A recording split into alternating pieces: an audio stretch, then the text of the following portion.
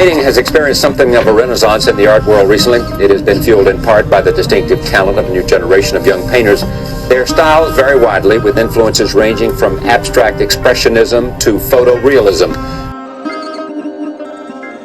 What's happening? Is there a movement? Is there a trend? Or is it simply that at the end of this decade, there's just more focus on painting? Take a shot at that, Jesse. Perhaps not just the end of the decade, but it's corny, but the end of the century. Yeah. I think that may be something to do with it.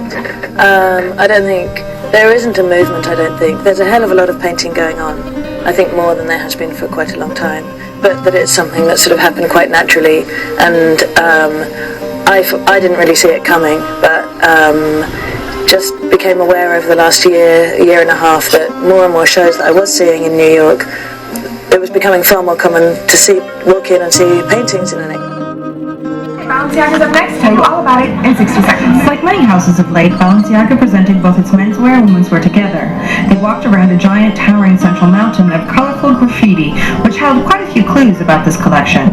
Firstly, there were the colors of the tags. Day glow and fluo has become the color trend of the season, and Balenciaga has it in spades, worth everything from second skin menswear turtlenecks to wrap dresses, leggings, and pleated skirts for the ladies. Then there was the number that was scrawled into the side of the mountain. It was repeated on the front of a handful of menswear shirts, and if you called the number, you got connected to the Balenciaga hotline, where, if you're like me, you were asked a series of personal questions. And finally, the actually imposing size of the mountain was echoed in the impressive, voluminous outerwear that closed out the Balenciaga show. But with each passing look, became more and more exaggerated, to the point that it was hard not to think of that famous scene in Friends when Joey wears every single stitch of clothing he owns.